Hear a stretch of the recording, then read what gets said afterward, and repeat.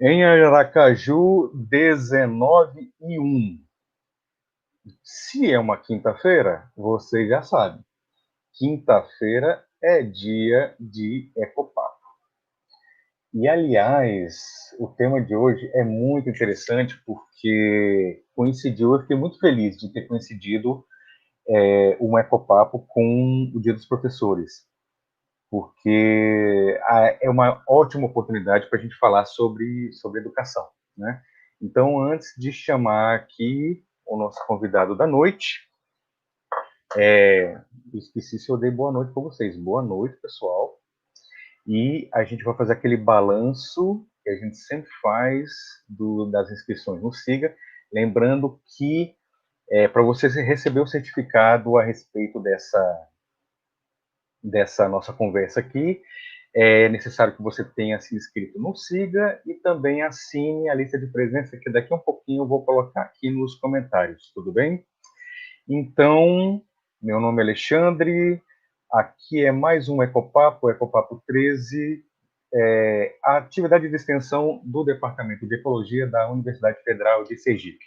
Então, a gente teve inscrições no SIGA do curso de Ecologia, Ciências Biológicas, Ciência da Religião, Ciências Econômicas, Engenharia Ambiental e Sanitária, Engenharia da Pesca, Física, Geografia, Jornalismo, Letras, e eu fico muito satisfeito, né, porque o Ecopapo era inicialmente direcionado para o pessoal do curso de Ecologia, e a gente está abrangendo vários cursos agora. Se por um acaso eu não citei o seu curso aqui, você fez a inscrição lá no SIGA, ou se você ainda pretende fazer, porque as inscrições ficam abertas até o final da apresentação aqui, dá um grita, tá? Grita aqui, olha, eu sou fulano, sou do curso tal, e assinem a presença, tudo bem? Que mais que a gente tem? Além de graduação, aluno de graduação, a gente tem aluno da pós, né, que eu identifiquei lá do PEPEC, que é pós-graduação em Ecologia e Conservação, e vi um aluno de pós-graduação em Letras. Além dos nossos amigos, que a gente tem recebido vários comentários aqui de pais de alunos, parentes de alunos, a gente fica muito satisfeito, porque o nosso objetivo é atingir a sociedade como um todo, né, nas nossas conversas. E também a gente tem grande participação dos egressos, tá? A gente tem muita saudade de vocês, a gente está grato por vocês voltarem. A gente inaugurou, né, em eventos, em ecopapos anteriores, a partezinha especial para o pessoal do Caleco, e eu vou chamar aqui a Amanda para dar uns recadinhos para vocês. Boa noite, Amanda. Oi, boa noite. Todos bem? Amanda, só tudo tranquilo. A Amanda perguntou se estão bem. Dá uma resposta aí pra gente, se está todo mundo ok, está vendo a gente direitinho. Mas lembrando aqui, Amanda, que esse é o último Ecopapo antes da gente iniciar o período 2021. E aí eu já vou aproveitar aqui e já falar, Amanda, que a partir do próximo mês, novembro, tá? A partir de agora mesmo, essa é a última antes de 2021, e nós só vamos ter Ecopapo agora no mês que vem. Vai ser uma vez por mês, eu não sei dizer ainda quando vai ser, eu preciso me organizar, tá? Mas a gente vai ter agora Ecopapo uma vez por mês, então continuem enviando os seus temas, suas sugestões, e assim que a gente tiver a próxima data, vai ter então em 2020 ainda vai ter um em novembro e um em dezembro, e quando as datas forem estabelecidas a gente passa para vocês, tá? Diga aí, Amanda, já falei muito. Então, né? Boa noite, gente. Como o professor Alexandre já falou, sou Amanda e sou estudante do curso de Ecologia da Universidade Federal de Sergipe. E eu estou aqui hoje representando o Centro Acadêmico Livre de Ecologia, né? O Caleco. Faço parte do Caleco com mais 9 pessoas, tá? E estou aqui hoje, eu ia falar isso que o Alexandre já falou, né? Que hoje é o nosso último Ecopapo antes do início das aulas. E estou aqui para passar um recadinho importante para vocês, e é direcionado mesmo para os alunos da ecologia, tá? Alguns já devem saber e outros não. As nossas aulas elas começam na segunda-feira, dia 19, via ensino remoto, né? E é justamente por isso que devemos estar atentos aos nossos e-mails do SIGA, a nossa caixa postal.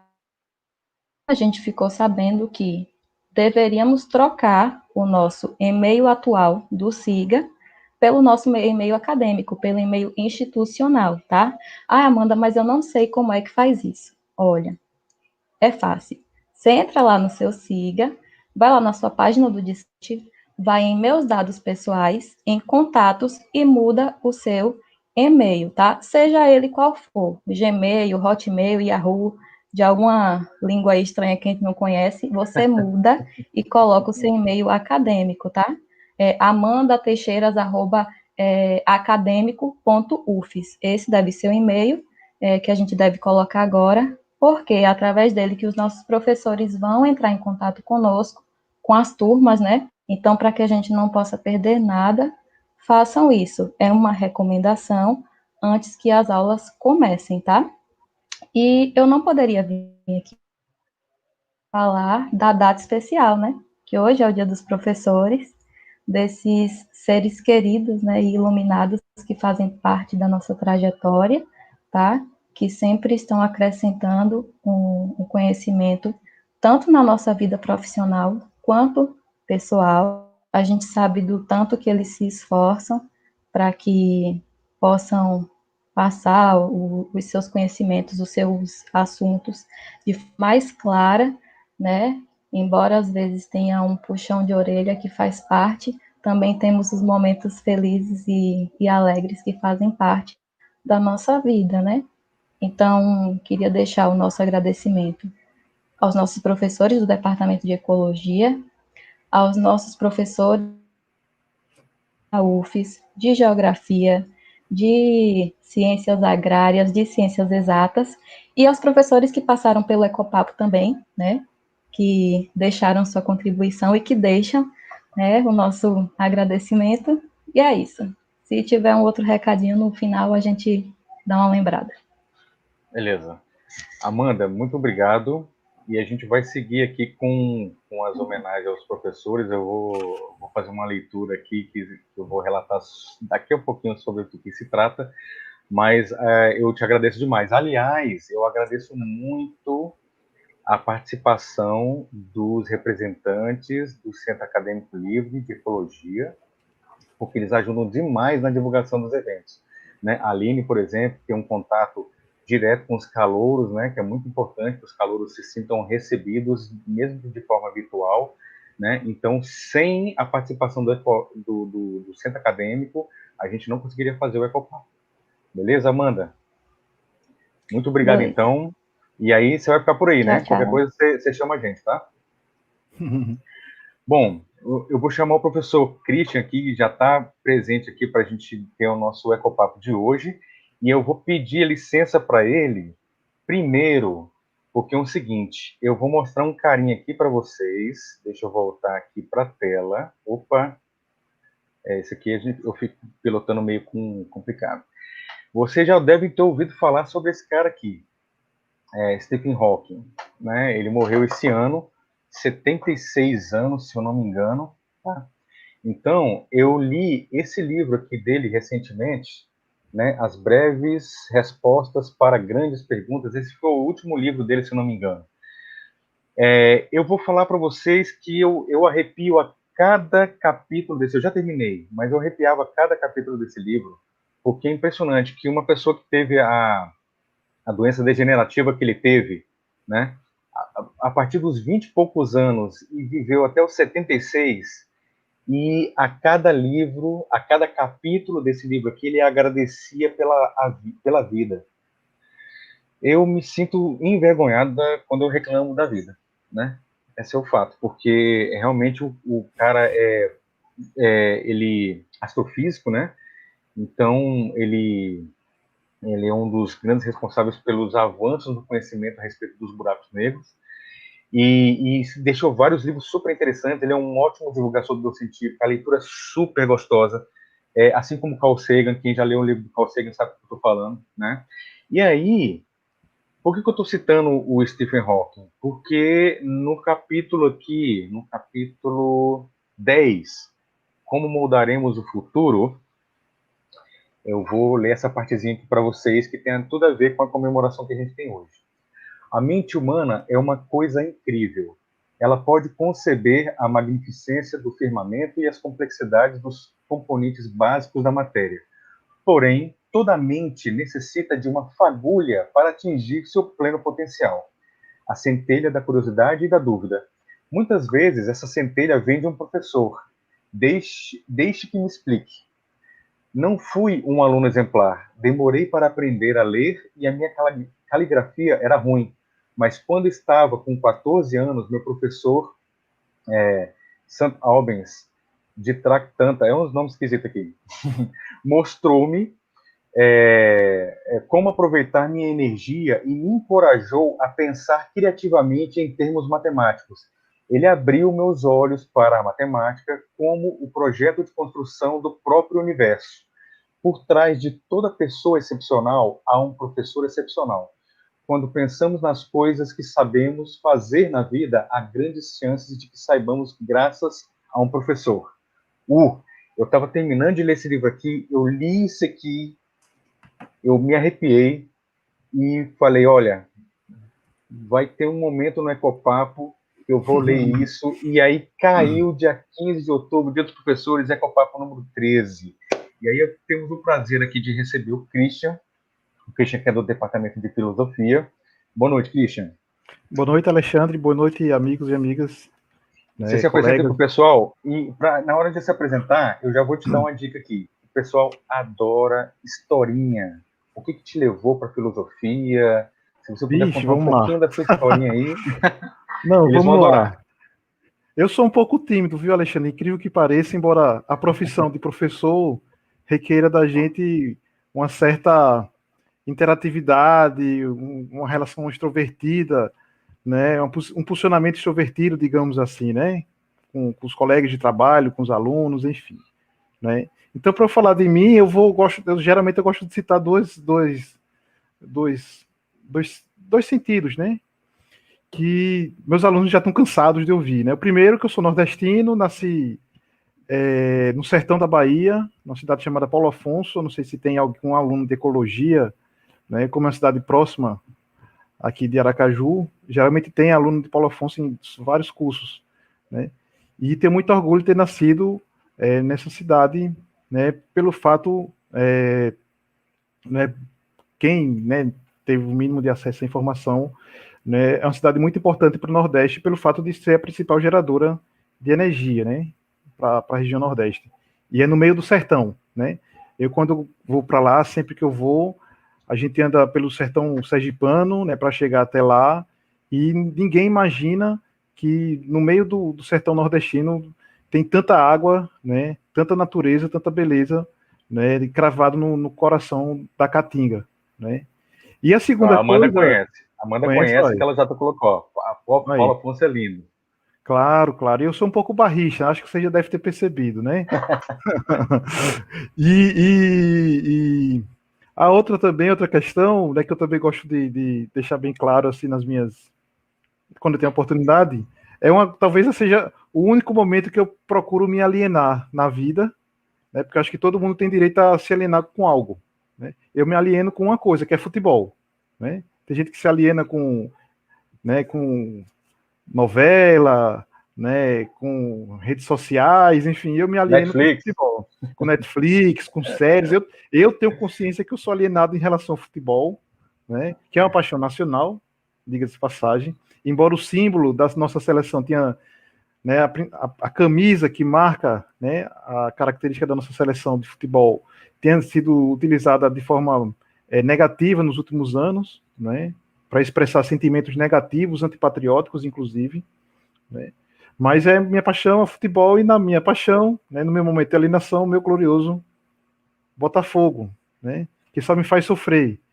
Eu costumo dizer, Alexandre, que os botafoguenses, eles têm duas características importantes, né? O primeiro é a fidelidade, né, porque o time não ganha nada, né? E mesmo assim a gente está lá torcendo, assistindo, né, as partidas de futebol. E o segundo é que nenhum botafoguense morre do coração, né? Porque tantas emoções, tantas decepções, tanto sofrimento que a gente acaba se acostumando, né, em viver com a dor, né? Então, estou fazendo essa primeira apresentação, né? Porque acho que a ideia, né, como o Alexandre bem mencionou, é não ser tão formal, né? Por isso que é um ecopapo, né? E não, como é, Alexandre, o outro termo que você falou que eu... Conversas ecológicas. E não conversas ecológicas, né? E quando a gente vai para esses eventos, né, você sabe, né, todo mundo já percebeu, que lê lá o currículo, não sei quantos artigos, não sei quantos capítulos de livros, aí de vez em quando eu vou falando, mas não falou o mais importante para mim, né, que eu nasci no sertão nordestino e que eu sou botafoguense. Isso para mim tem mais relevância do que, né, que as coisas é a paixão, né? São as paixões, na verdade é a paixão, né, que nos move, né? Então, eu falo assim, tom, até brincando, mas o que seria da vida se não fossem as paixões, né? E acho que a gente precisa, mais do que nunca, ser movido por paixões, né? Sim. E eu cometi talvez uma tenha gafe, sido a paixão. Eu cometi uma gafe semana passada, eu esqueci de falar, foi dia de Ecopapo, e eu esqueci de falar que dia 8 foi dia do nordestino. Foi. Pois é, eu esqueci assim, de tá mencionar. Com a semana, né? E assim, a outra pergunta, né, que você fez, o que me fez entrar na educação, na filosofia, é porque no ensino médio, né, e eu sempre eu sou, incrível que pareça, eu sou técnico em química. Eu sou formado em química pela Escola Técnica, o atual Instituto Federal, e fui parar na filosofia. Mas por quê? Porque o que me mobilizou aí para a filosofia foi uma paixão. A paixão em descobrir, entender os pensamentos, né, as questões relacionadas à educação, né? Então, podia ter ido para pedagogia, poderia ter ido para psicologia, poderia ter ido para sociologia e acabei indo para filosofia, né?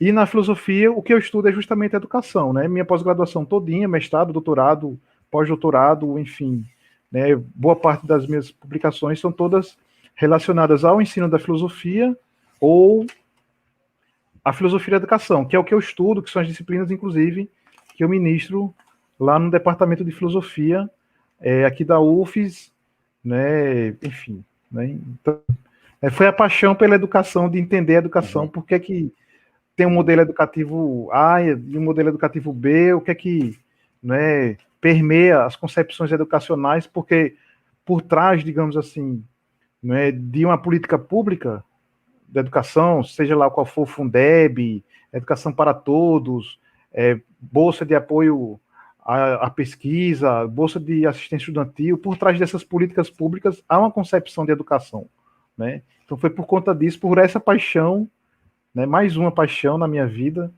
né, pela educação, de tentar entender. Eu acabei ingressando na filosofia e estou, né, profissionalmente, né, pessoalmente realizado com a escolha que eu fiz, né? Se fosse, quando rola aquelas conversas, né? Se você fosse refazer algo na sua vida, ou se você voltasse no tempo, o que é que você faria de diferente, né? Eu digo, eu não faria nada de diferente, porque tudo que eu fiz foi por livre e espontânea vontade, por escolhas, né? Eu fiz filosofia, a graduação numa época que nem tinha disciplina obrigatória, não era nem disciplina obrigatória, né? Então eu sabia que ia encontrar muitas dificuldades pela frente, né? Principalmente no que se refere a ocupar um espaço no mercado profissional. Mas a vida é feita de desafios, né?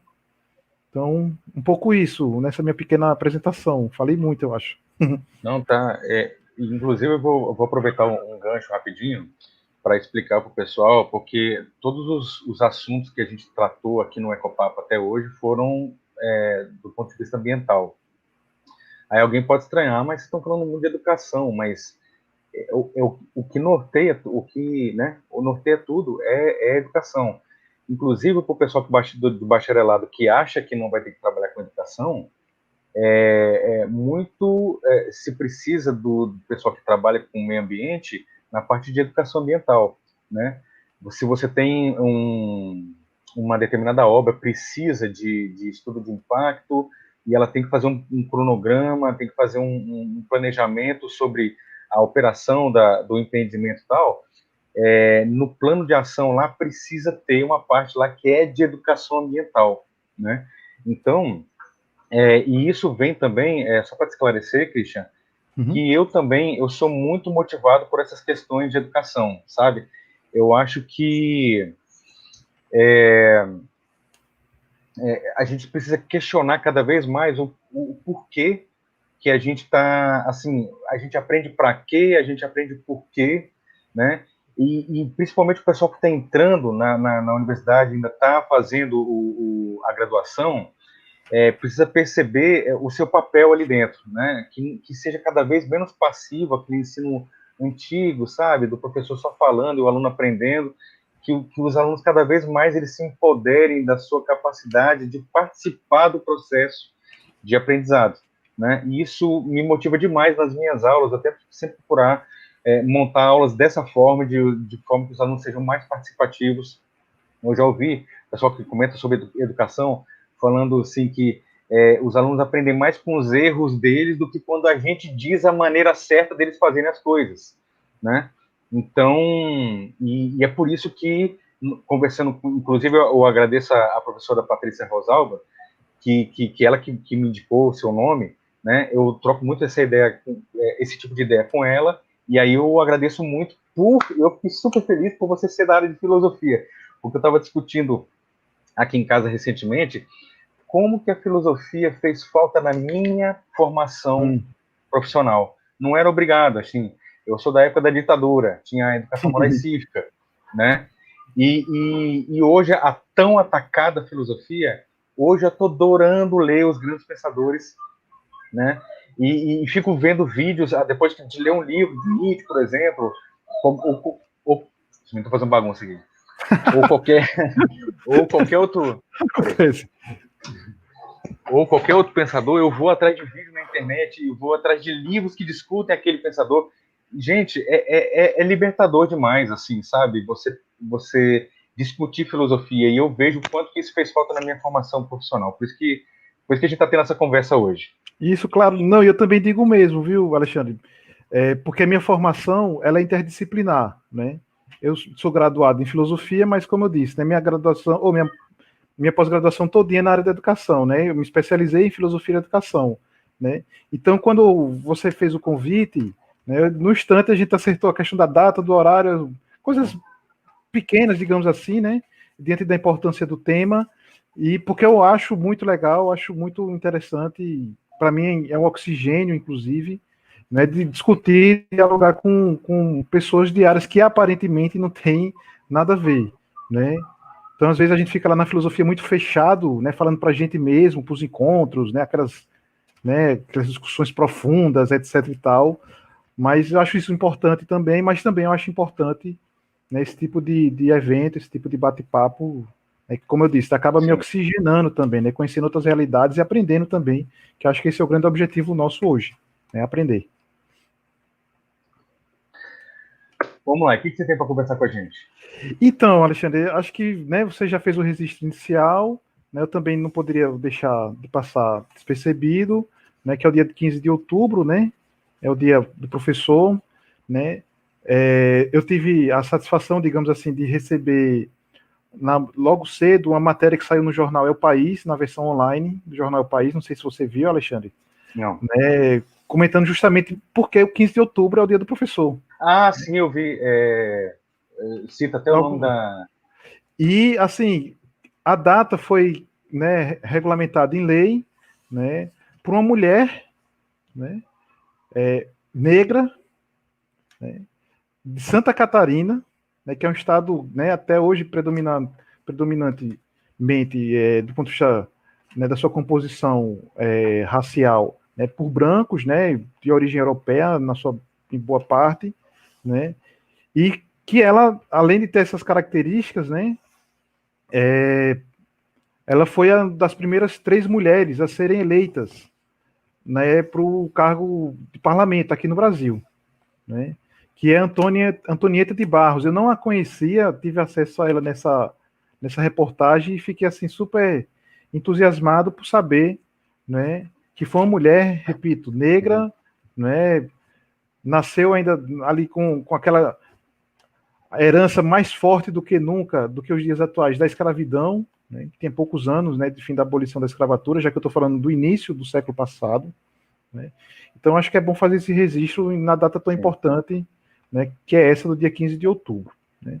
Eu fiz um roteiro aqui, Alexandre, eu peço assim um pouco de de compreensão, porque eu tenho um péssimo defeito, né, quando estou nesse tipo de atividade, né, que se deixar, eu falo assim, sabe? Como diz o povo, eu falo a rodo, né? Então, geralmente eu faço um roteiro para eu poder ficar preso, né? Preso em que sentido? Né? Não ficar devaneando, né? E quando eu estou falando em algo que eu gosto, né, que no caso aqui é educação, aí é que eu me empolgo mesmo. Então, assim, né, a gente vai aqui se deixar, né? Então, eu fiz esse rascunho, né? Eu vou tá aqui, ó, os garranchos, né, de Christian, né? Então, eu vou seguir o roteiro aqui para poder eu não me perder e não ficar, repito, ficar devaneando, enfim, né? O primeiro, Alexandre, que acho que a gente precisa ter em mente, por que tem educação, né? Qual que é o grande objetivo, né? Por que as pessoas hoje, até de forma até natural, encaram, fez 3 anos, 4 anos, vamos botar as crianças na creche, no ensino fundamental, hoje, algo que hoje é tão natural para a gente, né? Mas não foi assim, né? Inclusive, essa ideia de escola para todos, a escola como direito de todos, né? Ela foi efetivada, digamos assim, na Revolução Francesa, né? Ou seja, tem pouco mais de 200 anos, né? Não tem 300 anos de escola para todos, né? Então, essa ideia do direito, né, que está na Constituição, na Carta dos Direitos Universais do Homem e da Mulher, e da educação como direito, isso é algo muito recente na história da humanidade, né? Mas isso não significa dizer que antes não se tinha educação. É isso que eu quero enfatizar nesse primeiro momento, né? E ela aconteceu por causa de 2 motivos, né? Ela foi pensada, foi concebida com base em 2 princípios, digamos assim, né? O primeiro, de ordem epistemológica, né? E aí eu vou fazer alusão a um filósofo, né, que talvez todos vocês conheçam, né, porque ele é famoso, né, um dos filósofos famosos que nós temos na nossa história, que é Platão, né? Ele tem uma passagem no livro A República que também é famosíssima, né? Já foi inclusive charge de desenho animado ou de revista em quadrinho, né, de Maurício de Nassau, ou Maurício de Souza, melhor dizendo, né? Que é aquele mito da caverna, né? Acho que vocês já devem ter visto, os meninos aqui que estão da graduação certamente devem ter visto isso no decorrer do ensino médio, né? Mas, assim, que ali materializa, do ponto de vista epistemológico, 2 tipos de mundo, né? O mundo das aparências, o mundo sensível e o mundo inteligível, né? E a leitura educacional que se faz, né, dessa alegoria é que, do ponto de vista do conhecimento, há 2 níveis de conhecimento, né? Esse conhecimento sensorial, que atualmente nós chamamos de senso comum, né? E o conhecimento científico, que é esse que hoje, né, nós temos acesso principalmente através das instituições educativas, né? A escola, a universidade, enfim, né? Os centros de pesquisa, né? Então, a educação faz com que os indivíduos saiam da sua condição natural, né, do ponto de vista do conhecimento, né, inclusive biológico, né, inclusive, né, porque depois, ao longo do tempo, né, foi incorporada a educação física, que a educação física nada mais é do que a educação para o corpo, né, a educação corporal, da saúde física, né. Então, sai dessa sua condição natural, né, enquanto ser humano, um ser cognitivo, um ser biológico, né, um ser emocional, para uma condição, né, vou botar entre aspas, negrito itálico, né, superior ou diferenciada, né, que é do ponto de vista que é o nível do conhecimento científico elaborado, sistematizado, né, que é esse, repito, que a gente aprende principalmente, melhor dizendo, nas instituições educacionais como a escola e a universidade. Né? E isso é tão presente, essa alegoria da caverna ainda é tão presente nessa divisão do mundo sensível e inteligível de Platão, é tão presente nos dias atuais que a universidade hoje discute ciência e pseudociência, né? Entre verdade e fake news, né? Que são os temas talvez mais atuais, né? Que nós temos no mundo contemporâneo. Né? A gente que está na universidade, a gente, vez ou outra, está discutindo, mas sim, mas o que é ciência? Né? O que é pseudociência? Né? Na discussão em torno da verdade, o que é a verdade, o que é fake news, o que é mentira, o que é ideologia, né? Então essa separação, né, nas esferas do conhecimento, de ordem epistemológica, né, tem sua matriz, digamos assim, conceitual, nessa brincadeirazinha chamada mito da caverna, nessa alegoria da caverna. Né? E Platão foi quem primeiro decifrou, né, essas duas esferas do conhecimento. Né? E como tem lá no mito da caverna, o personagem, quando ele se liberta, ele passa um processo de ascensão, né? Que é um processo difícil, penoso, doloroso, né? Como é também na escola, né? A gente entra lá no... E são níveis, né, de gradação, né? A gente entra lá na creche, aí muita brincadeira, aí tem as 3 séries iniciais, que é a alfabetização numérica, alfabetização das letras, aí depois tem a segunda parte do fundamental menor, fundamental maior, e vai aumentando o nível de complexidade do conhecimento, e a gente vai ficando cada vez mais, né, consciente, né, dos aspectos, né, pertinentes à sociedade, né, que pelo menos é isso que a educação se propõe, né, socializar esse conhecimento, né, constituído historicamente. Né. Então essa é a primeira perspectiva que nós precisamos ter em mente quando falamos em educação.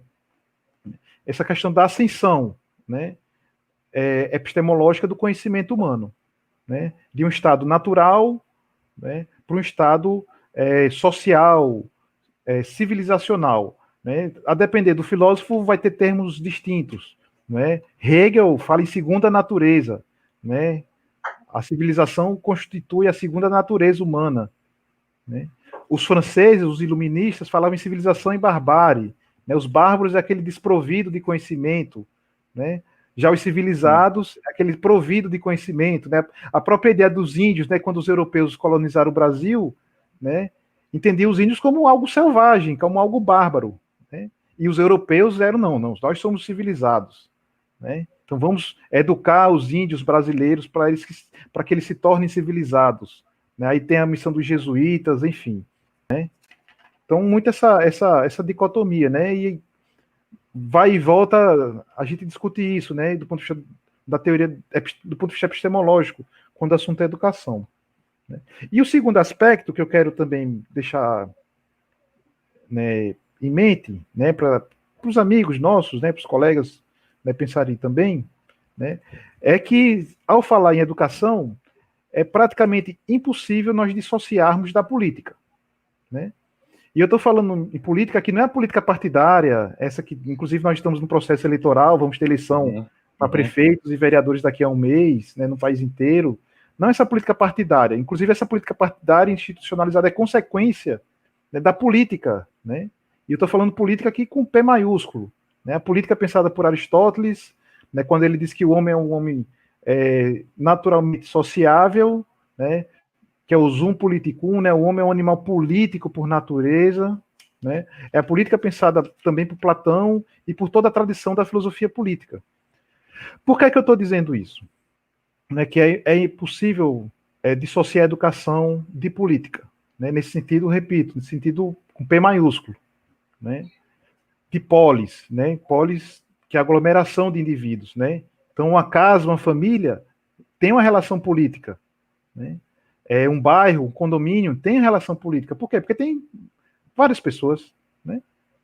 Tem um aglomerado. Né? Polis de política que vem de polis. Polis é aglomerado de pessoas, de indivíduos. Né? Aqui nós temos uma relação política entre a gente. Né? De forma virtual, mas temos. Né? Então, assim, é nesse sentido da política. Porque como a educação, e eu falei isso há pouco, né, do ponto de vista epistemológico, interfere na constituição dos indivíduos, né? Sai da sua natureza bruta, da sua primeira natureza, pegando um sentido hegeliano, e constitui uma segunda natureza, que é a natureza social. Né? Então, o homem se transforma via educação. Né? Ele pode, nesse processo de transformação, desenvolver suas aptidões naturais ou não. Né? Por isso que tem pessoas, né, mais aptas a atividades físicas, outras mais aptas à criatividade, outras mais técnicas, né, questões mais técnicas. Por isso que a gente vê isso, né, e quem trabalha com educação básica já percebe isso nos guris, nas crianças. Né, ou quem tem filho já percebe isso. Fala, fulano ali gosta de desenhar, esse vai ser arquiteto, vai ser pintor, vai ser não sei o quê. A gente sempre percebe isso nas crianças, né? Porque tem esse aspecto natural, né?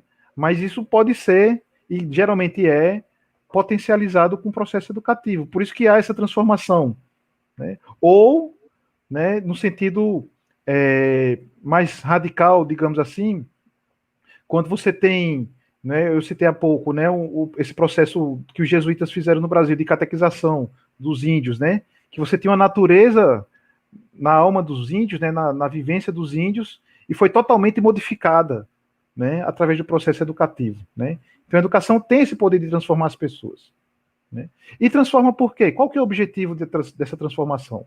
Né? Para que as pessoas, ao crescerem, né, eu estou falando aqui das crianças de forma mais específica, elas possam conviver na polis, na cidade, em convívio com os outros. Ou seja, tem uma função, né, ética na educação, né?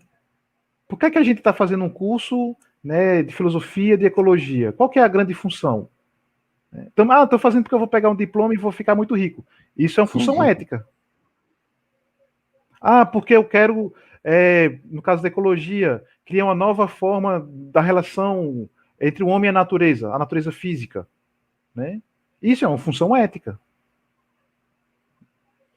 Porque eu quero ser professor de filosofia para ensinar Platão, Sócrates, Nietzsche, Marx, John Locke, enfim, né? Mesma coisa, né? Então, assim, essa relação, né, e aí eu termino essa primeira parte da minha exposição, entre ética, ou entre política e educação, né? Porque, como eu disse, a educação intervém na formação natural humana, né, constituindo o segundo sujeito, né, o segundo homem, a segunda natureza, né, que é o sujeito civilizado, grosso modo, né, para que ele possa intervir na sociedade do qual ele está inserido. E aí a relação, né, acaba sendo uma tríade, né, entre educação, política e ética, né? Inclusive, se a gente pegar qualquer teórico, digamos assim, da filosofia da educação, né, sempre vai ter, com maior ou menor intensidade, digamos assim, né, uma reflexão dedicada à constituição moral dos indivíduos, né, das pessoas, né? Virtude, né, piedade, prudência, enfim, temas que né, fazem parte do vocabulário do debate ético, né? A gente pega a universidade mesmo, né, para citar um exemplo dessa relação, né? A universidade brasileira, conforme ela existe, é materializada, foi pensada a partir do modelo de Humboldt, né?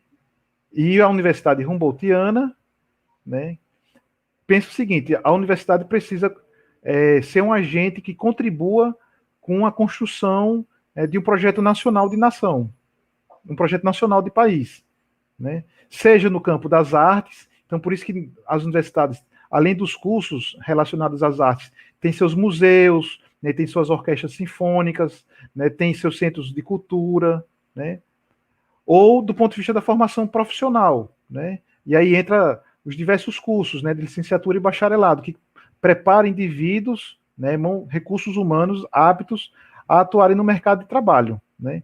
Então, tanto do ponto de vista da cultura, como do ponto de vista das relações trabalhistas, né, laborais, né, a Universidade Humboldtiana, né, que é essa que inspirou o modelo universitário brasileiro de ensino, pesquisa e extensão, né, tem como objetivo contribuir para o desenvolvimento da nação, né? Por isso que tem muito na universidade, né? Vamos fazer extensão para intervir na sociedade, melhorar, né?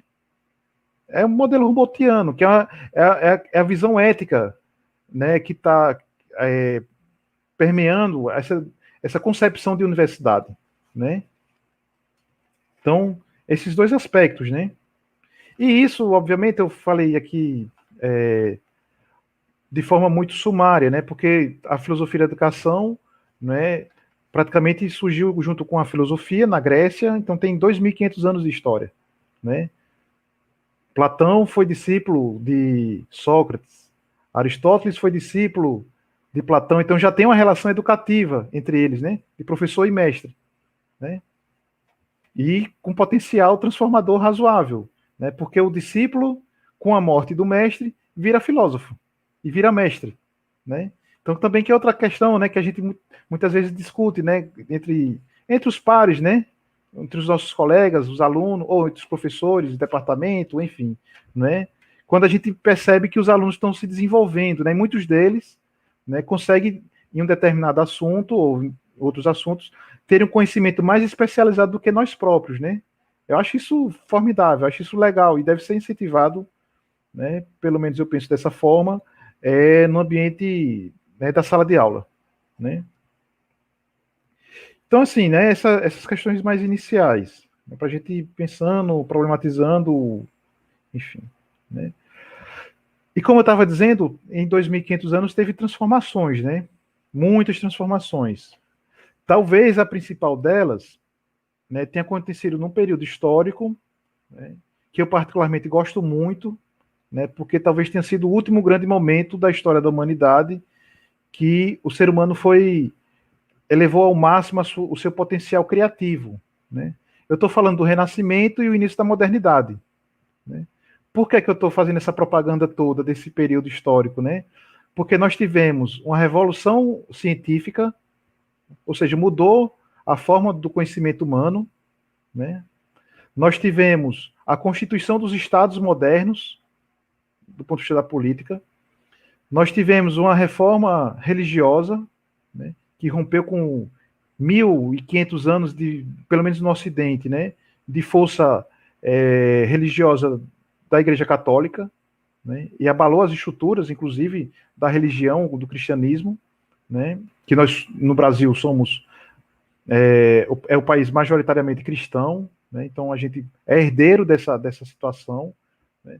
Teve um momento artístico formidável, né, nas artes, que é o Renascimento, né, o humanismo, né, que talvez tenha sido um dos momentos mais ricos da história da humanidade, pelo menos do ponto de vista das artes, né. Nós tivemos uma revolução industrial, né, ou seja, foi um momento assim gigantesco, né, e intenso, né, de transformações, né, em vários aspectos das relações humanas. A descoberta do novo mundo, né, das Américas, né. Então, assim, e obviamente que isso ia ter impacto na educação, né. Tantas transformações, tantas mudanças, né, acontecidas, né. Tem um filósofo mesmo, né, dessa época chamado Francis Bacon, né, que ele, né, para quem faz a discussão ambiental, talvez ele seja, né, meio que uma espécie de inimigo, um filósofo não tão bem visto, né, pelo simples fato, né, dele ter dito que ciência é poder, né, e que o homem é senhor da natureza. Logo, ele precisa dominá-lo, ou dominá-la, né? Eu lembro que eu trabalhei com educação ambiental e tinha uma passagem de Bacon que era mais ou menos assim: os segredos da natureza têm que ser extraídos, nem que seja sob tortura, alguma coisa nesse sentido. Mas eu entendo como é que fala, o afã que esse pessoal tinha naquela época do conhecimento, porque nos séculos passados não se podia questionar, não se podia, entende? Então é como se você tivesse se libertado para poder, e você quer saber tudo, então você às vezes nem sabe expressar direito. Não, e tem mas ele falava alguma coisa desse tipo. E tem outro aspecto, Alexandre, não é o caso de Bacon, mas antes dele teve um cidadão chamado Galileu, né, que é outro cara que eu acho também formidável, né?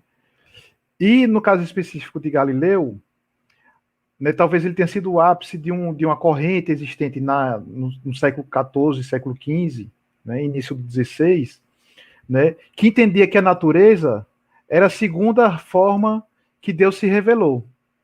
A primeira forma é a Bíblia e os 10 mandamentos, né? Então, você quer conhecer a sabedoria de Deus, a verdade divina, vamos ler os textos bíblicos. E a segunda revelação de Deus, segundo, né, essa orientação, e Galileu, né, compartilha dela, né, é conhecer os fenômenos naturais. Até porque, segundo Galileu, nem tudo que Deus falou, né, instituiu como verdade, né, está na Bíblia. Há uma verdade revelada, né, na natureza. Então nós precisamos conhecê-la.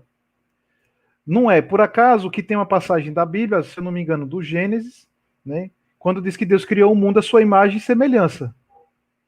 Não só o homem, mas o mundo. Então Deus está na natureza. Então precisamos conhecer a natureza para conhecer Deus. E aí tem todos os estudos da física, da química, enfim, né, da biologia, né, e até chegar a Bacon, por exemplo, Bacon, Descartes e a tradição moderna posterior, né, que aí teve o processo de secularização, né, sai o elemento divino e entra o elemento estritamente humano, racional, né, e Bacon já está nesse contexto, né, Bacon, Descartes principalmente. Não é à toa que, pelo menos na filosofia, né, eles são considerados, né, eu não gosto muito dessa expressão, mas os pais da filosofia moderna ou da ciência moderna, né? Eu até brinco, né, com essa expressão, é um pai sem mãe, né? Quem que é a mãe, né? Se tem pai, tem a mãe, né? Mas, enfim, essa tradição, essa cultura patriarcal nossa é um negócio genial. Mas, enfim. Então, essa questão de Bacon, né?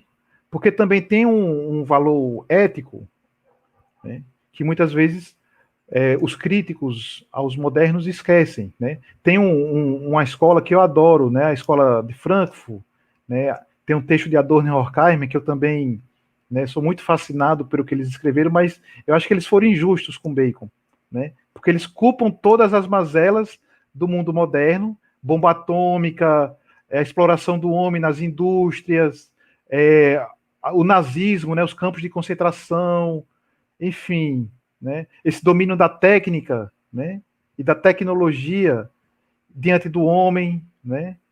Então eles colocam tudo isso na conta de Bacon, né. Foi culpa de Bacon. Só pegar lá na Dialética do Esclarecimento, no finalzinho, né, que diz que Bacon matematizou as relações humanas, transformou em questão de matemática, em uma equação, né. Mas só que Bacon tem um outro texto chamado Nova Atlântida, né, que é um texto que eu sou também, que é uma utopia, né?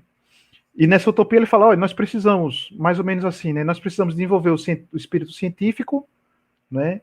Para poder nós dominarmos os fenômenos naturais. Mas dominarmos com qual finalidade? Com a finalidade ética. Qual seria essa finalidade ética? Propiciar o bem-estar humano, né?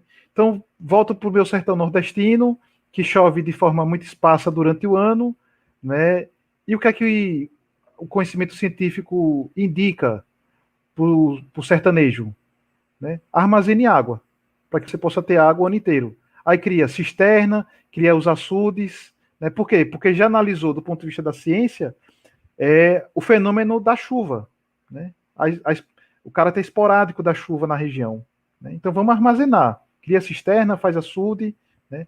E essa questão do conhecimento científico entrou, obviamente, na educação, né?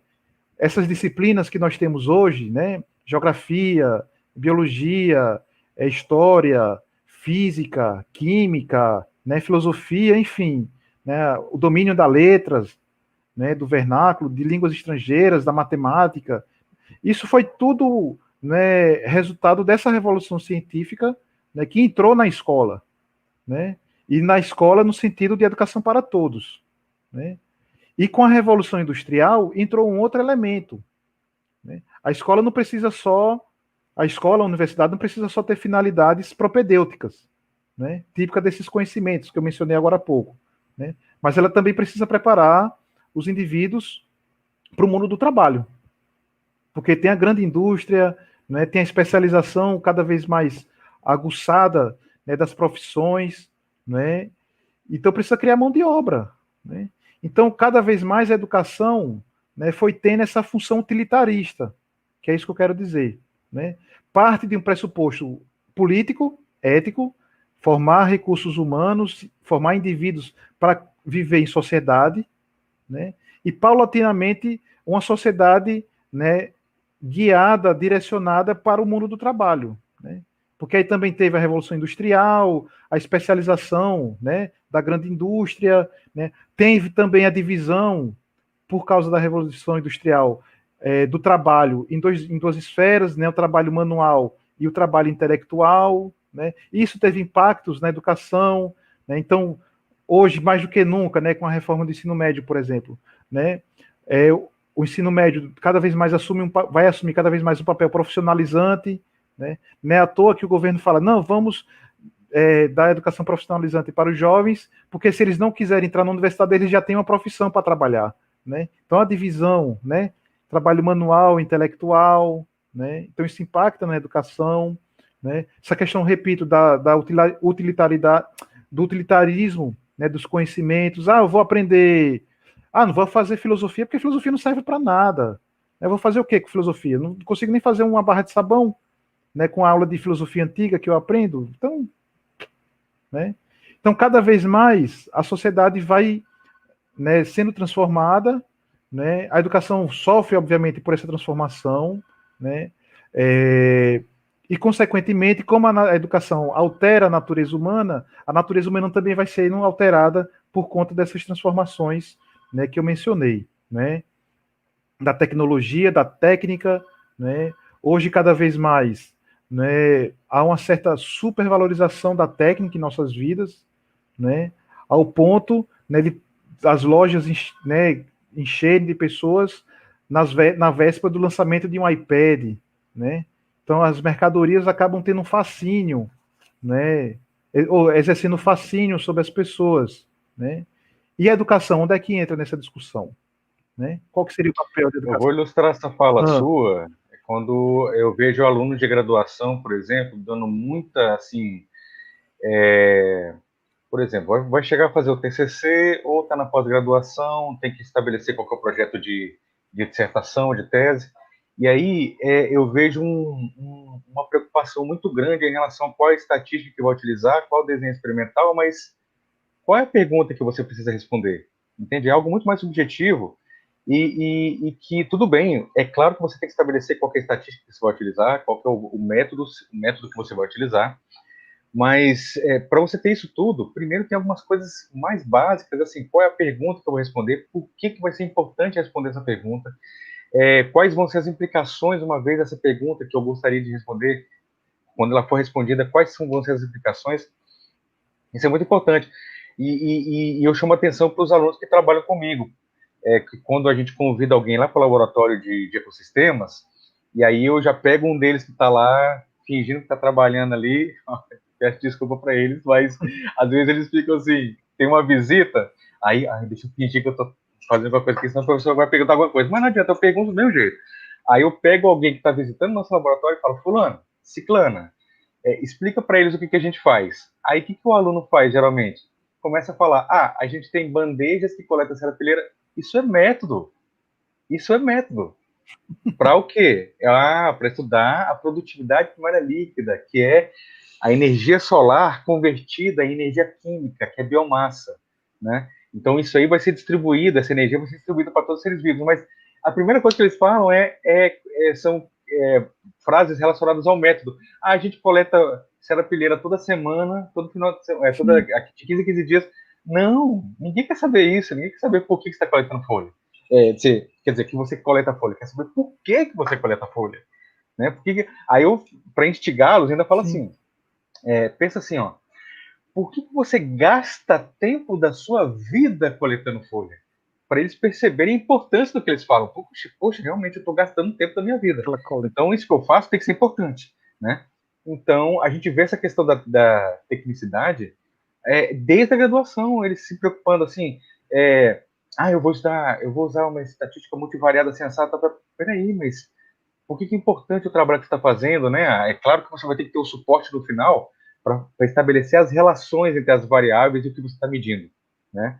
Através da estatística, mas se você não tiver sabe assim, aquele básico antes, assim, do porquê que eu estou fazendo isso, por que isso é importante, né?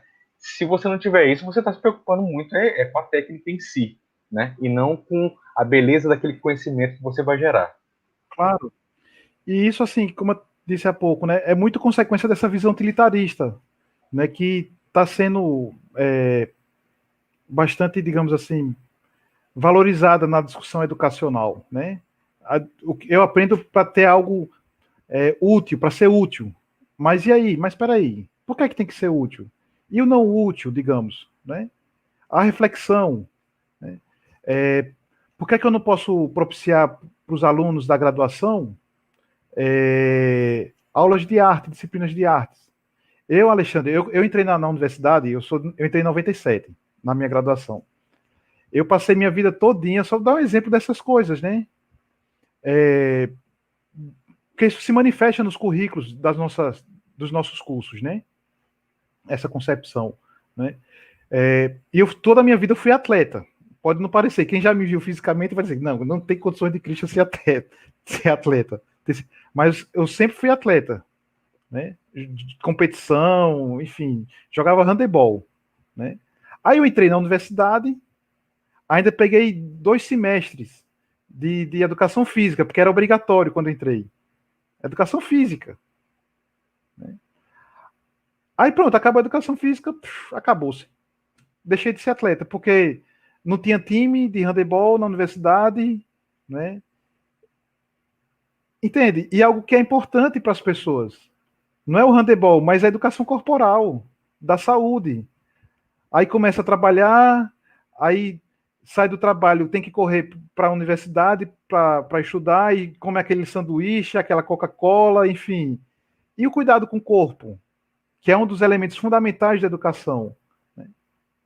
Mas eu saí craque em filosofia antiga, em filosofia moderna, entendeu? Nas discussões de metafísica, tudo isso eu aprendi, massa, legal. Mas o meu corpo, a minha educação corporal, né? Entendeu? Eu tô falando de um negócio que aconteceu comigo, mas assim, né? Educação física, educação artística, né? Essa discussão, o curso mesmo de vocês, né? Você apresentou no início, né? Da importância da ecologia, da educação ambiental, né? Nós estamos diante de um problema substancial, né, no que se refere à responsabilidade com as futuras gerações, né? E acho que o Brasil, de forma específica, né, pela sua característica, pela sua dimensão, enfim, né, é um país que é protagonista nesse debate, né? E o que nós temos visto atualmente? Desmatamento, né?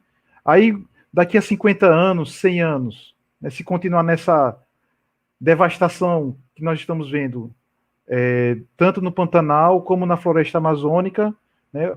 A Mata Atlântica já foi quase toda destruída por causa dos canaviais, a Caatinga sendo atingida, o Cerrado, né, brasileiro sendo atingido, né? E onde é que a gente discute isso, né? Preparando as futuras gerações para essas questões ambientais, né? É na escola, né? É na escola. Então, assim, isso tem a ver com aquele primeiro aspecto, o segundo aspecto que eu mencionei no início da minha exposição, né? A função ética da educação, né? Porque nós, repito, nós somos seres individuais, né? Cada um tem sua individualidade, né? Etc, etc. Mas nós não vivemos na ilha de Robinson Crusoe, né? Nós vivemos em sociedade. E a responsabilidade com o outro, né? Com as futuras gerações. A minha geração tem comida em abundância, tem um clima tropical, né? Um país bonito por natureza, como já diz a famosa música de Jorge Benjor. Mas daqui a 30 anos, 40 anos, 50 anos, né?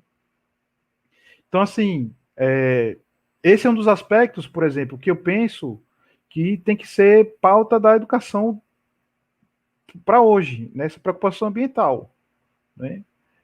Não tem como a gente formar futuras gerações sem constituir uma cultura ambiental nas pessoas, né? E o curso, né, de ecologia, né, e outros cursos que pautam isso, né, geografia, biologia, enfim, na sua formação inicial, precisam, né, contribuir com a educação, né?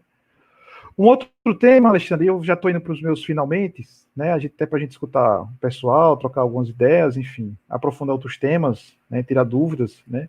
Uma outra discussão que eu também tenho, sempre que possível, pautado, quando eu falo de educação em perspectiva, é a questão da distribuição de renda, né? Eu não sei se você sabe, mas o termo economia, né? Economia política, né, é um termo da filosofia. Foi Aristóteles que primeiro falou sobre economia, né? E economia estava relacionado, segundo Aristóteles, à administração dos bens materiais no âmbito domiciliar.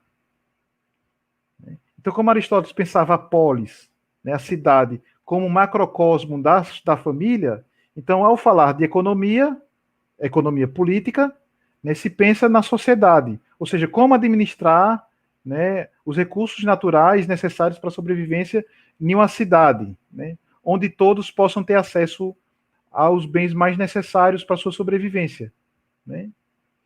E hoje nós estamos vivendo um mundo que, né, a pandemia está aí, mais um exemplo, né? O número de bilionários cresceu no mundo inteiro. E quantas pessoas estão desempregadas nesse exato momento? E pior, o Brasil voltou para o mapa da pobreza, né? Então a educação precisa trabalhar, né? Eu tenho conversado isso com alguns colegas meus do Departamento de Educação, né? Precisa voltar a discutir economia política, qual é a função ética da economia, né? A economia não pode ser só um problema matemático, né, de uma fórmula, receita e despesa, né, como os meus colegas contabilistas geralmente olham e montam suas planilhas, né? Se a relação receita e despesa está azul, está ótimo. Se deu vermelho, precisa cortar para poder fechar a conta, né? A gente o ativo passivo. Ativo passivo. A gente vê isso nos noticiários, né? O tal do ajuste fiscal, né? Enfim, esse teto dos gastos. Agora mesmo a pandemia, né? O Brasil vai ter um déficit fiscal. Mas tem gente dizendo, não, vamos cortar para não ter o déficit fiscal. Peraí, vamos cortar de onde? Vamos cortar do SUS? Vamos cortar da educação? Vamos cortar da segurança? Vamos cortar de onde? Vamos cortar o quê? Cortar dos programas, né, assistenciais, nessa discussão agora em torno do renda básica, renda mínima, renda Brasil, né? Vai tirar R$200, R$600 do cara que não... O Brasil vai votar no final do ano, quando terminar esse programa, vai inserir 15 milhões de pessoas na pobreza. Que eram pessoas que já estavam pobres antes da pandemia, saíram da pobreza com recurso e vão voltar para a pobreza, né? Então, qual que é o papel, né, da educação na constituição de uma sociedade, né, que não tenha tanta desigualdade social como nós temos hoje, né? Tendo em vista, né, que o indivíduo que é formado, né, passa por anos e anos na escola, depois na universidade, ele vai agir em sociedade. Então precisa ter, né, os nossos cursos, né, eles precisam pensar isso, né? E o terceiro e último aspecto, e eu finalizo com ele, né, é o aspecto da democracia, né? Eu penso que os últimos acontecimentos ocorridos no país, né, acendeu um sinal vermelho, né, um alerta máximo no que se refere ao cuidado com a democracia, né? O caso talvez mais evidente nos últimos dias, né, foi com essa jogadora de vôlei de praia, né, que fez uma manifestação política, né? Você pode concordar ou não concordar com a manifestação política dela, mas ela utilizou o momento, né, de visibilidade para fazer uma manifestação política. Do mesmo jeito, né, que outros atletas de vôlei da seleção brasileira fizeram também uma manifestação política, diferentemente, inclusive, da opinião emitida pela jogadora de vôlei de praia. E qual foi o resultado? Os atletas, né, da mesma confederação, que é a Confederação Brasileira de Vôlei, vinculados à mesma confederação, a mulher foi punida, né, pela Justiça Desportiva, e os homens, né, do vôlei, da Seleção Brasileira de Vôlei, não, né?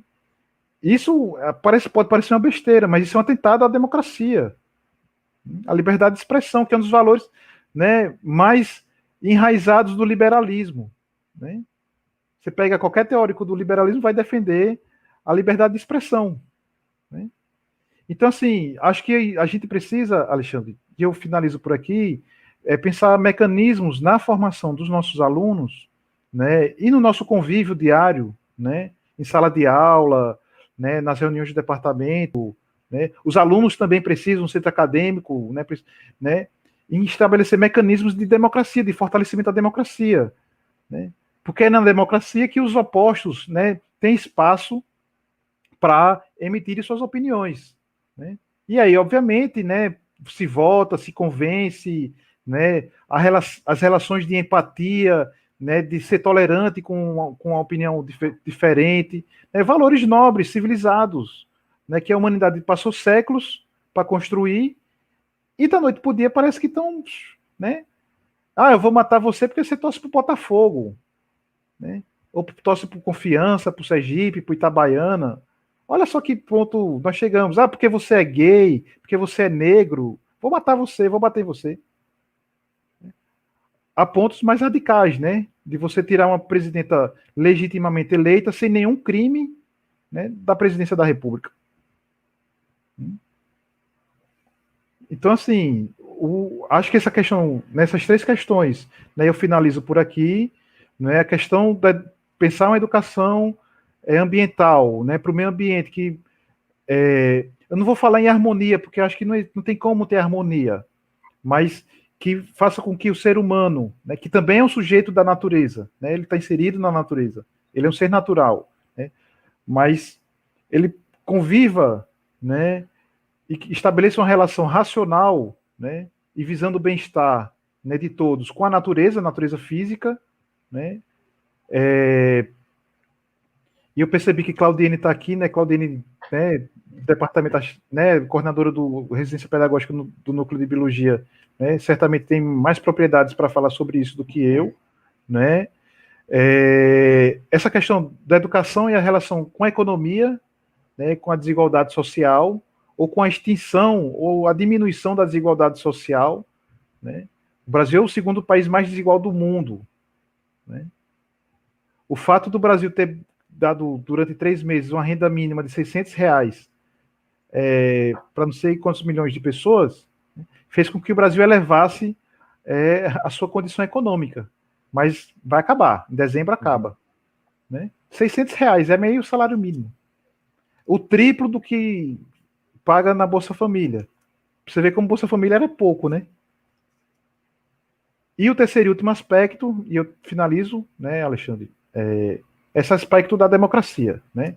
Eu acho que, ao pensar em educação hoje, mais do que nunca, né, por conta da conjuntura que nós vivemos, né, de restrição às liberdades democráticas, nós precisamos estabelecer cada vez mais uma cultura democrática nas escolas e nas universidades, né? E acho que as instituições e os indivíduos que prezam por esse valor, né, precisam pensar em formas e em práticas democráticas no nosso cotidiano, né? Então, acho que é isso que eu teria a falar nesse primeiro momento e, enfim, estou aberto aí para, se vocês julgarem interessante, falar mais alguma coisa, tirar dúvidas. Sim. E principalmente para ouvir, né? Vocês também. Eu só vou tecer uns breves comentários enquanto o pessoal vai elaborando as perguntas, tá? Olha aí, gente, eu estou dando a deixa para vocês pararem e refletirem um pouco a respeito das perguntas de vocês, que a gente está aguardando aqui no bate-papo, tá? Você estava comentando em relação à importância da educação e até em questão da relação do meio ambiente, né, que isso, a questão da sensibilização, muitas vezes acontece também em sala de aula, em relação ao meio ambiente. Foi assunto de TCC de uma orientanda minha, ela era aluna da biologia e agora ela está no programa de pós em educação, em ecologia e conservação. Que foi o seguinte, o TCC dela, da licenciatura de biologia, foi avaliar a percepção dos alunos de ensino médio a respeito das mudanças climáticas. Então, o que a gente percebeu, e por que a gente escolheu o primeiro ano do ensino médio? É porque, pelas PCNs lá, esse assunto faz parte do primeiro ano. E o que a gente percebeu é que, assim, os alunos tinham um conhecimento muito básico, muito contaminado apesar de fazer parte do conteúdo, né, a ser ministrado pela escola, mas, assim, muito contaminado pela mídia, né, e muitas vezes, assim, não sabia reconhecer o que era mudança climática, o que promovia a mudança climática, quais são os gases de efeito estufa, como eles são emitidos. Então, ou seja, a gente percebeu um desconhecimento. E isso é preocupante porque a gente precisa estar munido de conhecimento para atuar no ambiente de forma que a gente realmente, com eficiência, consiga resolver os problemas ambientais, né? Então, a gente ficou preocupado em relação a isso. E aí vem aqui todo aquele questionamento: por que será que aqueles alunos não captaram a informação quando ela foi passada pelos professores? Aí é muito do nosso sistema de ensino, esse sistema arcaico lá de professor falando e o aluno ouvindo, e o aluno não é parte ativa no processo, geralmente é parte passiva, eles simplesmente reproduzem o que já se sabe, não são instigados a ter criatividade, a ter inovação, a pensar diferente, a sair fora da caixinha, essas expressões que a gente usa, mas, na verdade, o conhecimento ele cresce em função da mudança, né? De você realmente pensar diferente, não só pensar diferente porque eu quero ser diferentão, não é isso, mas, assim, de buscar soluções diferentes, né? Às vezes até se utilizando das mesmas ferramentas, mas para, sabe, assim, se obter diferentes resultados. Isso a gente trabalha demais, eu tento trabalhar isso demais com os alunos em sala de aula. Não existe só um caminho não existe só uma resposta certa, sabe? Você pode pegar diferentes conceitos e construir uma solução para aquele problema ambiental de forma excepcional por várias maneiras, né? O conhecimento não é algo engessado que você só tem uma resposta certa, não é uma ciência exata, né? Então isso a gente discute bastante. Pessoal, eu estou dando uma deixa aqui para vocês. Cadê as perguntas? E outra questão também que eu trabalho muito em sala de aula é isso que você falou por último, tá? Do ensino como o seu papel libertador, né? Assim, eu tenho conhecimento, então eu tenho poder. Eu sou levado à reflexão, eu não aceito as informações simplesmente porque veio de alguma autoridade e tal. Eu vou questiono, eu vejo se aquilo ali faz sentido, eu vou atrás de confirmar a informação, né, que hoje não está acontecendo. Vem aquelas informações do WhatsApp lá, meu tiozão é gente boa, então deve ser verdade. E aí as pessoas não questionam, né? Então eu comento isso muito sobre isso com eles, e também assim, enquanto políticos que são contra a universidade gratuita, a universidade pública gratuita que a gente tem no Brasil, o ensino público em geral, nos mais diferentes níveis, e eles falam que isso isso é coisa de país atrasado, lá no não sei aonde, lá o ensino é pago e tal. Não é verdade isso, né? E outra coisa, se for considerado alguma, tipo assim, se é antes ou depois, alguma coisa nesse sentido, eu acredito que a gente devia ser considerado, então, de vanguarda, entende? Assim, porque você propiciar para a sua população um ensino que, infelizmente, ainda não é de tanta qualidade, né? Mas de forma gratuita, né? Você está dando esse poder para a população, né? A gente sabe que não é gratuito, alguém está pagando por isso, são os nossos impostos que pagam por isso, né? Mas é importantíssimo que as pessoas tenham acesso a esse tipo de... E a educação nos mais diferentes níveis, desde o ensino fundamental, no médio e no superior. O nosso presidente comentou, por exemplo, né, eu não sei se foi na época da campanha ou depois de ter sido eleito, porque o adolescente tem tara por universidade. Tem que aprender a... Fetiche por universidade. Pronto, ele tem que ter, como é que fala? Ele precisa aprender a consertar geladeira e tudo mais. Olha, eu não tenho nada contra o ensino profissionalizante. Que ele seja dado como opção, entende? Eu não quero fazer um curso superior, eu quero fazer o profissionalizante, porque aí eu já tenho já vou entrar no mercado de trabalho, que seja opção, e não que todos sejam levados obrigatoriamente a isso, né? E para aqueles que querem fazer o ensino superior, poxa, olha que fantástico, né? Eu estava lendo com meu filho hoje ele está no ensino médio, eu estava mostrando para ele a importância de, ainda no Brasil, você ter ensino superior, em termos de renda. Então, saiu um estudo no Estadão, acho que saiu hoje ou ontem, no Estadão, falando lá, mostrando as porcentagens, né, de quando a pessoa não tem formação nenhuma e quanto que ganha a mais se você... Então, se você tiver o ensino fundamental, você ganha 30 e tantos por cento a mais, 60 e tantos por cento a mais se você tiver o ensino médio, 200 e tantos por cento a mais se você tiver o ensino superior, né? Então, e isso não é receita de emprego, gente. E olha, eu acredito que a maior parte do nosso público seja de estudantes de graduação. Isso que eu falei para vocês, que aumenta a renda, não é... Vocês sabem disso, né? Tem muito pessoa com canudo, ou seja, com curso superior e desempregado. Então, o que eu vou dizer para vocês? Aproveitem para desenvolver várias habilidades enquanto você está na graduação, você redigir bem, você falar bem, se comunicar bem, resolver problemas, ser proativo, né? Línguas, porque quanto mais habilidades você tiver, maiores vão ser as suas oportunidades, né? Então fica mais tranquilo você desenvolver isso se você não tiver tendo que pagar pelo seu ensino. Se você tiver que trabalhar para pagar, vai ser muito mais difícil para você conseguir isso, né? Desenvolver todas essas habilidades. O mercado de trabalho está ficando cada vez mais concorrido. Então, aquele que tem várias cartas na manga, aquele que tem várias habilidades. Tem até um palestrante, até esqueci o nome dele, fala do bate-cinto lá do Batman, cinto do Batman, cinto de utilidade do Batman. Eu gostei da analogia dele. Quanto mais você tiver essas habilidades, então eu sei editar vídeo, eu sei mexer no Word, Excel, planilha eletrônica, eu sei pilotar bem, eu sei, entende? Assim, editar vídeo eu já comentei, que agora tá na moda, né? Editar vídeo e tal.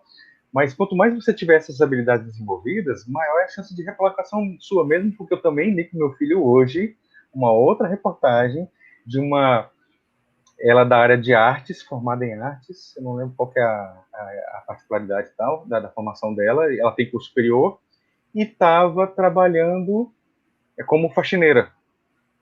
E aí ela achou assim, eu perdi as possibilidades, se tornou muito fechado, né, o mercado de trabalho, então eu dou faxina e aproveito, se a pessoa quiser saber sobre o artista tal, a arte tal, a época tal, eu falo e cobro um a mais, se a pessoa se interessar. Caramba, que interessante, né, assim, mas, poxa, eu fiquei até preocupado nisso em relação à sociedade, assim, do tipo, poxa, se uma pessoa que tem curso superior, ela não conseguiu ter um emprego melhor, está trabalhando de faxineira, aquela pessoa que não tem a formação vai trabalhar de quê? Entende? Assim, porque você pensa, né? As habilidades necessárias para você faxinar. Quais são as habilidades que você precisa? Bom, além de coordenação motora e tal, você às vezes precisa escrever um bilhete para deixar tal. Então, no ensino fundamental, as habilidades que você tem no ensino fundamental, ok, para você fazer uma faxina. Aí, à medida que você vai, né, requerendo mais atividades, é um ensino médio ou um ensino superior. Mas uma pessoa de ensino superior fazendo faxina, entende? Então, é para os alunos que estão ouvindo a gente agora se sacudir. Quando se acha assim que, eu vou conseguir o meu canudo e vou ter facilidade de achar emprego, e não é o caso, né? Então, acabei misturando um monte de assunto aqui, né? Desculpa, pessoal. Mas, eu tava enrolando aqui e o Kione salvou a gente. Vamos lá. Parabéns pela apresentação. Seria uma boa proposta aplicar metodologias ativas desde o início. Então, porque o Christian não é da área de pedagogia, né, Christian? Você é filosofia. Mas uma das coisas que a gente viu no TCC que eu orientei, né, nas ciências biológicas, para ver como que os alunos avaliavam, qual era a percepção deles sobre as mudanças climáticas, a gente chegou a essa conclusão, sim, que estava faltando mais metodologias ativas, né, de forma que houvesse o aprendizado significativo. Tem um termo que o pessoal usa, sabe, assim, aquele significado realmente aquilo que faz parte de você, que ninguém te tira mais, sabe, assim, você consegue resolver problemas com aquele conceito. Isso é o que a metodologia ativa ajuda, né, a gente a trabalhar em sala de aula, né, e mediar melhor o conhecimento. E, aliás, do pessoal que fala da pedagogia, eu lembro assim que eles não gostam do termo transmitir conhecimento, que eu concordo plenamente, porque parece doença, né? Transmitir doença, transmitir conhecimento, isso não transmite conhecimento. O conhecimento é mediado, né? E eu costumo falar isso em sala de aula, assim, uma das primeiras, quem for calouro, que for ter aula comigo semana que vem, uma das primeiras coisas que eu pergunto é: por que eu estou aqui falando e vocês estão aí me ouvindo? Né? Aí, porque você sabe mais, porque eles querem. Não, gente, porque eu aprendi primeiro, eu aprendi antes de vocês. Então, o que eu aprendi antes de vocês, eu estou mediando com vocês agora, né? Porque é importante você elevar também a autoestima do aluno, né? Para ele se perceber que ele pode sim fazer parte ativa do processo de aprendizado, né? Não, só fazer um comentário, Alexandre, se você me permitir, acerca dessa pergunta Quiones, né? Quiones Praxedes. Opa, vamos lá. Isso. Porque é uma provocação interessante, uma pergunta interessante, até porque, e agora mais do que nunca, né? Devido ao ensino remoto, as pedagogias ativas, né, está na crista da onda, né, por conta dessa especificidade do ensino remoto, repito, mas, como você falou em outra ocasião, né, a metodologia, né, qualquer metodologia que seja, é de método, né, e o método tem sua origem na palavra métodos, né, que é uma palavra grega, e traduzida para o nosso glorioso português, é o como, é o caminho. Então, quando você fala em pedagogias ativas, você tem que entender que é um como, de forma ativa, eu vou sair de algum local para outro local. Por que eu estou dizendo isso? Porque antes da metodologia, a gente precisa ter em mente qual é a função da escola ou da universidade. Por que elas existem? Vocês já pararam para pensar isso alguma vez na vida? Por que os pais, né, colocam vocês para ir para a escola quando vocês são gurizinho, né? Criança lá com 4, 5 anos, né? 7 anos. E se os pais não colocarem vocês na escola, o Conselho Tutelar, que é um aparato do Estado, vai lá perguntar, vem aqui, por que a criança, seu filho não está indo para a escola? Aí o pai vai dizer, porque teve isso. E se continuar, e se for recorrente a não ida para a escola, os pais ou os responsáveis podem ser presos, né? Então, assim, isso tem um motivo, certo? A escola moderna, que é essa que nós somos herdeiros, né? Eu estudei na escola moderna, vocês estudaram na escola moderna, né? Ela teve, quando se pensou em ter uma educação para todos, né? Para isso precisa ter uma instituição que garanta isso, aí tem a escola dividida em salas, você tem a função do professor, né? Que media a relação entre o aluno e o conhecimento, né? O professor também tem um papel de instrução, né? Porque, como o Alexandre falou agora há pouco, né? O professor estudou um determinado assunto antes do que seus alunos, né? Até por questão da idade mesmo, né? Então a escola e a universidade também, eu vou estender isso à universidade, ela tem a função, né, de propagandear, de difundir, de perpetuar o conhecimento que foi produzido ao longo da história. Para todos. Porque até o século XVI, XVII, esse conhecimento era para poucos. Geralmente os filhos dos reis, da aristocracia. O povão, a maçona, era analfabeta. Ia para a missa, rezar, né, para escutar o padre falar em latim. E concordava com o padre lá falando em latim, sem entender o que o padre estava dizendo. E o padre ainda ficava de costa para a população, né, para o leigo. Mas ele era revestido de autoridade, né, até a reforma religiosa esculhambar o meio de campo da Igreja Católica, né? Mas, enfim. Né? Então, essa questão e a autoridade do Papa era uma autoridade divina, né? Mas que concedia a ele o conhecimento. Então, assim, sempre teve essa figura, né, do detentor do conhecimento. E a escola, né, veio para romper um pouco com isso. Né? Eu estou falando um pouco de forma generosa, talvez. Mas a escola, ao se propor, a escola moderna, repito, a ser o centro de difusão do conhecimento sistematizado ao longo do tempo, para todos, né? Então, quando você ingressa na escola, você vai ter acesso a esse conhecimento. Então, esse é o objetivo da escola.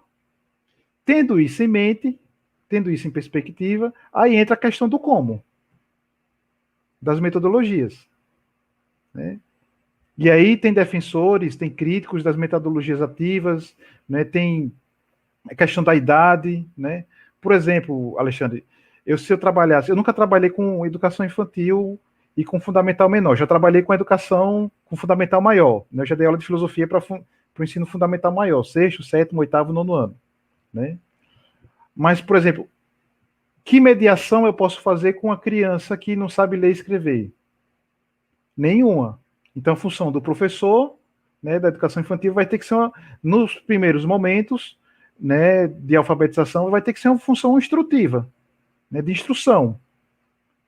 É o que os meus amigos da pedagogia odeiam, né? O professor vai chegar lá e vai vomitar conhecimento para o aluno. Não tem para onde correr. Não tem para onde correr, vai fazer como? Né? Inclusive, né, acho que talvez um dos problemas seja esse, não levar na educação infantil isso a sério.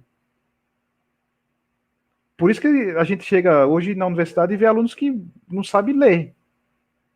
Não ler não só em codificar um texto, né? Juntar o A com B com C. É ler, interpretar, né? Entender o que está escrito no texto, o que é que o autor quis dizer, né? Eu não sei no curso de ecologia, mas eu vejo isso muito porque eu trabalho com filosofia, né? E o nosso recurso didático é o livro, é o texto, né? Então, assim, talvez para a educação infantil, metodologias ativas não tem muitos frutos, né? Compreendendo esse papel da escola. Agora, nível médio, nível superior, né? Pós-graduação, né? Esses dias, eu estou ministrando aula nesse semestre na pós-graduação em filosofia, aí os alunos comentando, né? Tem alguns egressos do nosso curso e comentando que o corpo docente é praticamente o mesmo. É o mesmo professor da graduação em filosofia, é o mesmo da pós-graduação em filosofia. E os alunos comentaram. É impressionante a mudança dos professores. Né? Eles dão uma aula, um tipo de aula na graduação e outro tipo de graduação. Aí eu fui, né, sem ter procuração de ninguém, fui argumentar. Né? Não, porque na graduação, como vocês nunca leram Aristóteles, nunca leram Kant, nunca leram Descartes, Wittgenstein, né? Então a relação com conhecimento, que é para isso que eles entraram no curso de filosofia, né, é uma. Quando você está na pós-graduação, sua relação com conhecimento é outra. E aí entra o como, né? Por conta dessa relação com conhecimento, né? Então acho que precisa ter isso em mente quando se opta por uma metodologia, né? Para também a gente não fetichizar uma em detrimento de outra, né? Entender como é algo divino, né? Eu estou falando isso, assim, eu passei por uma experiência recentemente em avaliar livros didáticos, né? E a legislação hoje do ensino médio trabalha com metodologias ativas. Né? E eu fiquei me questionando depois, falei, se eu esfregar assim, espremer o livro, o que é que sai de conhecimento mesmo? Não saía nada. Ou pouca coisa. Agora, em compensação, é isso, muito dinamismo, atividade, grupo, pesquisa, é o como, entendeu? O como virou o centro do processo educativo. E o como o próprio nome já diz, é o como, é a forma, é o caminho. Então precisa, acho que, né, precisa ter um pouco de cuidado.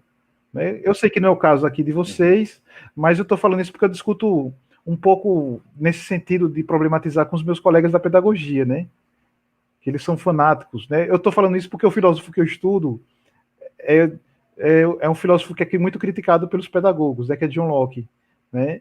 E os pedagogos encaram ele como o filósofo da educação bancária, né? Que o professor vai lá para a sala e só fica vomitando conhecimento, né? Arrotando conhecimento. E eles geralmente citam o filósofo que eu estudo como referencial teórico, o que é um equívoco, mas enfim, né? Isso fica para outra. Deixa a curiosidade para vocês, né? Que quem sabe outra ocasião a gente discuta isso. Beleza. Eu só vou ilustrar antes da gente finalizar, só vou ilustrar isso que você comentou aí. Eu, por exemplo, eu leciono tanto na graduação quanto na pós. E tem uma grande diferença que na graduação a gente tem um conteúdo a cumprir.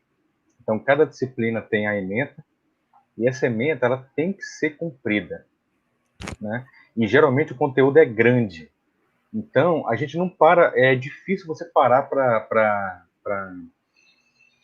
promover reflexões sobre o conteúdo. Geralmente, na próxima aula já é outro conteúdo que você acumula com o primeiro, e na pós não é assim. Na pós, como ela é mais voltada, realmente, ainda mais a gente, né, ecologia e conservação para pesquisa, na área de meio ambiente, então a gente já pode trabalhar com situações, problemas, a gente já acredita que ele já traga uma bagagem de conceitos, então já fica mais fácil. Então, minha aula realmente é bem diferente na pós em relação, mas a gente tem muito mais tranquilidade para trabalhar menos conceitos e de uma forma mais, eu vou dizer mais produtivas, mais mais contextualizada e tudo, coisa que na graduação é mais difícil, porque tem um volume muito grande, que quando é obrigatório, ele vai ser cobrado no Enem, porque é uma maneira de... No Enem não é NAD, porque é um meio de avaliação das universidades e tal. Então, eu já vi que essa questão de muito conteúdo na graduação é um problema. E aí o que acontece? A gente não ensina o aluno a procurar o conhecimento, então eles ficam super dependentes da gente passar o conteúdo para eles. Sendo que, se eles soubessem pegar aquele conteúdo, transformar aquele conteúdo em conhecimento, porque eu consigo resolver problemas com aquilo ali, a gente poderia fazer isso com menos conteúdo, e aí aquele conteúdo que ele não tem, ele mesmo ir lá buscar. Mas a gente não permite isso na graduação, e no ensino médio e no ensino fundamental. Mas na médio e graduação não acontece isso, porque a gente tem uma quantidade grande de conteúdo para trabalhar, né? E não permite essa questão da reflexão, coisa que a gente já consegue fazer na pós. Né? E tem a própria maturidade, né, Alexandre? Do isso também, claro. Dos alunos, bagagem, né? Claro, eu não quero comparar a realidade de filosofia com a ecologia, mas, por exemplo, na pós-graduação em filosofia você tem muitos professores, né, de filosofia, de educação básica, né? Então, assim, é outra realidade. Por isso que eu estou dizendo, né? O como, você tem que ver o ambiente que você está, né? Para quem você vai estar trabalhando, né? Mas desde que não perca o princípio fundamental da escola moderna, né? E aí insira a universidade, repito, que é a difusão do conhecimento para todos, né? Até para você poder, né, no caso os alunos, ter uma postura mais ativa, criativa, né? Reinventar, né? Refletir, né? Sobre o conhecimento. Você precisa ter o conhecimento primeiro. Né? Exato. Eu sou Christian, olha, agradeço imensamente a nossa conversa aqui, o nosso ecopapo foi maravilhoso, era mais ou menos isso que eu estava querendo mesmo, trocar ideia com o pessoal. Eu vou pegar essa mensagem do Zezinho aqui, que ele colocou, desde já agradecer aos professores e professores por fazerem a resistência e principalmente pela paciência diária, obrigado. Então eu vou pegar essa mensagem aqui do Zé, e para representar todos os comentários que a gente recebeu aqui, parabenizando nós pelo Dia dos Professores. A gente agradece demais pela presença de vocês. Só uma palavrinha antes de finalizar, agradecer, né, mais uma vez o convite, e vou aproveitar essa oportunidade para fazer uma propaganda, né? Ah, sim! Dizem que a propaganda é a alma do negócio. No meu caso, não sei se é um negócio assim tão lucrativo para as pessoas, mas assim, eu quero fazer um convite para quem tiver interesse e disponibilidade, na próxima terça-feira, às 19 horas, no YouTube, né? Eu vou estar fazendo o lançamento do meu primeiro livro, John Locke e a Formação Moral da Criança, aqui a capazinha, né?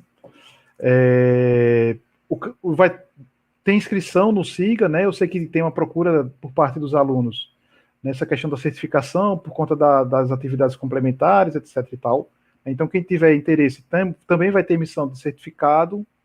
E esse livro é fruto da pesquisa que eu desenvolvi durante o meu doutorado, que, na verdade, coroa, né, um processo investigatório que começou na minha graduação, Alexandre. Começou no meu TCC da graduação.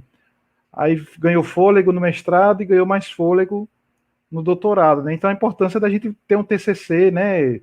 Desenvolver um TCC, né? Legal, né? Que a pessoa se apaixone, né? Pelo que está fazendo, goste, né? Necessariamente não precisa, né, concordar com tudo do que lê está fazendo, mas que se envolva, né? Que se doe, né? Então esse livro expressa um pouco isso, né? Esses 10 anos, né? Coroa um processo de 10 anos de formação, né, de pesquisador, né, já que o doutorado, legalmente falando, nos concede essa questão, né, de pesquisador, né, por isso que a gente tem PIBIC, pós-graduação, enfim, né, pelo menos a estrutura acadêmica brasileira dessa forma, né, e será uma satisfação, né, poder contar mais uma vez com a presença de vocês, né, vai ser no meu canal no YouTube, canal do professor Christian Lindbergh, né, mas a informação, né, tá no site da UFES, né, tem aquela agenda, né, que tem as atividades, então tem lá uma notícia para o dia 20, e no SIGA-A também. né? Então, e lá eu vou discutir essa questão da educação corporal, da educação física, da educação para a virtude, os cuidados com a saúde, enfim, são temas que, né, percorrem as páginas do meu livro. Beleza, Cristian, muito obrigado. Ó, vou finalizar aqui. A Clara mandou que ela está lembrando que ela já foi caloura comigo, sofreu já, e que lembra que a gente troca uma ideia assim para realmente colocar os alunos onde eles precisam estar, que é no, sabe assim, pegar já desde o comecinho as rédeas da formação deles, sabe? Isso é muito importante, e aí veio o parabéns dela para... E aí eu aproveito para ela representar todos que parabenizaram aqui, você, professor, pela essa nossa conversa. E só repete aí, terça-feira... Terça-feira, às 19 horas, do meu canal no YouTube. Terça-feira, 19. Pronto. 19 horas. E aí, o seu canal é fácil de achar? Christian? Christian Lindbergh, TV do Pronto, professor. Christian Lindbergh. Perfeito. E aí, pessoal, vou dar boa noite então para vocês. Muito obrigado por vocês ficarem até agora com a gente. E lembrando que semana que vem nós não vamos ter Ecopapo, agora o Ecopapo vai ser uma vez por mês, porque nós vamos começar nossas atividades. Segunda-feira tem aula, pessoas, da graduação. Temos um novo desafio, né? Eu já dei aula na pós, né? Esse período já. Agora, na graduação, a gente vai ver como é que vai ficar, porque na pós são menos alunos, na graduação minha turma são de 50, então a gente vai descobrir na semana que vem como é que vai ser. Mas, gente, paciência, tá? Paciência. Isso que a gente está vivendo agora é simplesmente uma aceleração do que já viria de qualquer forma, que é essa interação digital, sabe, assim, ela veio para ficar mesmo, não veio só por causa da pandemia, então a gente precisa saber lidar com ela, e a partir da semana que vem a gente já vai estar nessa realidade aí com o pessoal da graduação. Combinado? Pessoal, boa noite, professor, muito obrigado, eu agradeço de coração pela presença aqui, e, pessoal, boa noite, muito obrigado pela presença, tá? Deixa o like, deixa aquele negócio de papo de YouTube, deixa o like. Clica aqui, né? Clica aqui. Depois, amanhã, a partir de amanhã, já aparece no nosso canal, aparece, fica lá gravado, então compartilha com os amigos, tá bom? E até o nosso próximo encontro. Pessoal, boa noite, até mais. Muito obrigado, professor. Obrigado também, mais uma vez.